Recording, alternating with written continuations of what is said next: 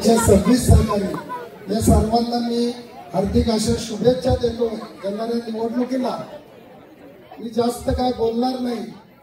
आमदार राहुल दादा कुल आणि प्रेमसुखजी कटारिया यांच्या नेतृत्वाखाली सर्व तळागाळातील अतिशय गोर गरीब अल्पसंख्याक मागासवर्गीय मुस्लिम समाज असेल, जैन समाज असेल, सिंधी समाज असेल, सर्वात खालच्या स्तराचे जे लोक आहेत की आर्थिक दृष्ट्या जे लोक एकदम असे मिडल क्लास आहेत, अशा सगळ्या लोकांना घेऊन या शहराचं एक आगळं वेगळं विकासाचं मॉडेल विजन घेऊन आमदार राहुल कुल निघालेले आहेत।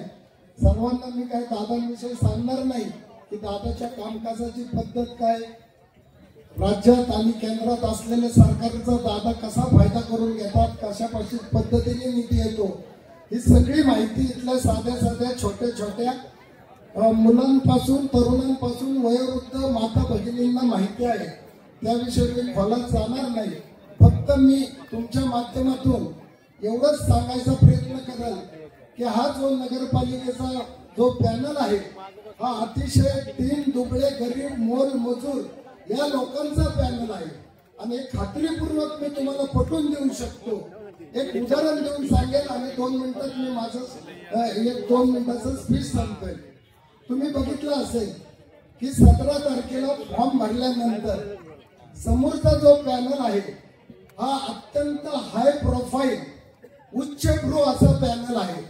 त्यांचे उमेदवार पहा, त्यांचे नगराध्यक्षाचे उमेदवार पहा, त्यांचं नेतृत्व करणारे सगळे नेते पहा। आम्हाला दादांनी सांगितलंय की आपण आपल्या कामाने आपण काय केलंय आणि काय करणार आहे हे सांगून विकासाच्या मुद्द्यावर ही निवडणूक लढायची आहे। पण दादा मी या ठिकाणी सांगू इच्छितो की आमचं शहर तुम्ही जर दादा विचार केला तर या शहराच्या जर 2 बाजू बघितले तर जवळजवळ 80% आमच्या शहरातील 80% लोक हे सामान्य गोरगरीब कुटुंबातले आहेत।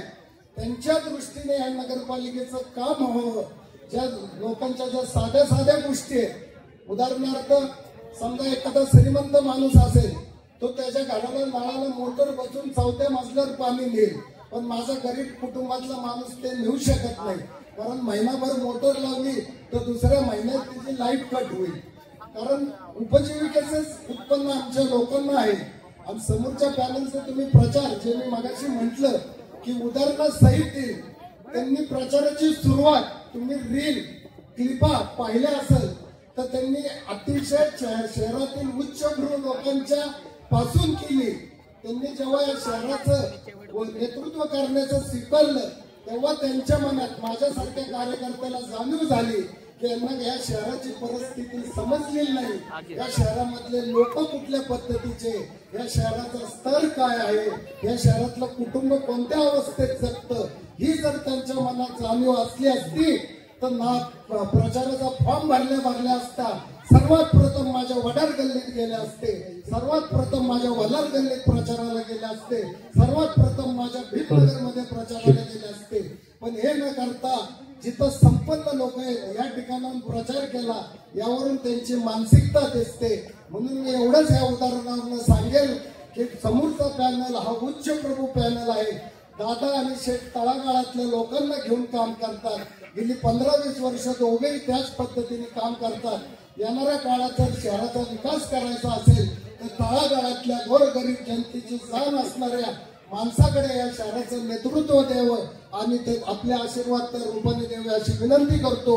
आणि आमच्या नगराध्यक्षासहित सर्व 26 मतदारांना आपलं मत देऊन प्रचंड मताने विजय करावं अशी आपल्या चरणी प्रार्थना करतो आणि थांबतो।